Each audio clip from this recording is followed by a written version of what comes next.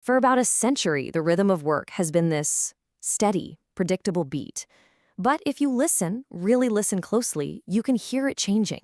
We're not just building new tools anymore. We are literally composing a new reality for what it means to work, to create, and to be human.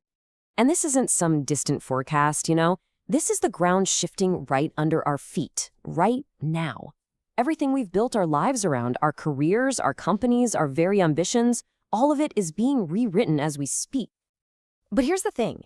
This story isn't about technology replacing us. It's actually about a much deeper shift, a fundamental change in our relationship with technology itself. Think about it. The steam engine, it gave us power. The computer gave us speed, but they were tools, things we picked up and put down.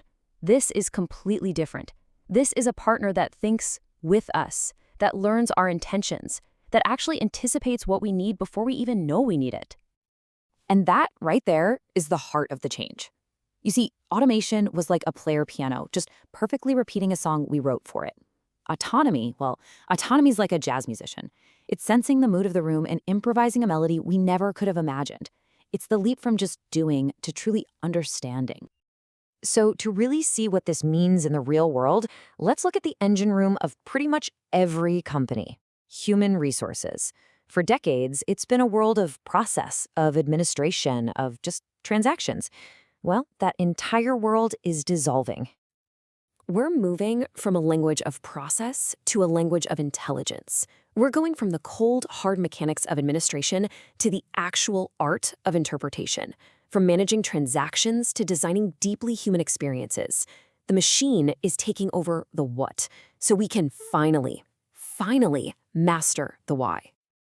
An AI copilot won't just analyze survey data, it'll hear the unspoken anxieties hidden in the language. It won't just predict that you need to hire someone, it'll actually sense the pulse of the organization and see who's quietly drifting away, long before they even decide to leave.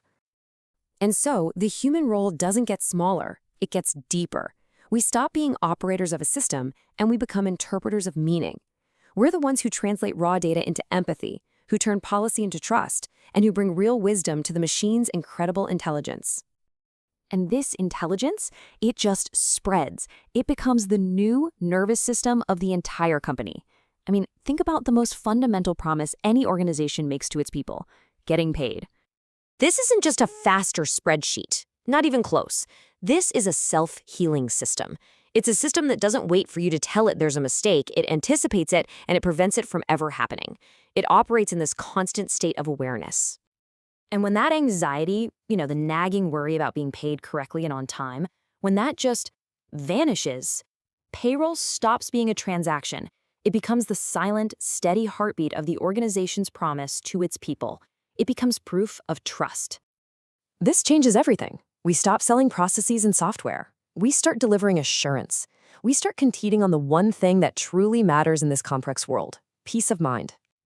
And so we arrive at the question, the one that echoes under all of this progress.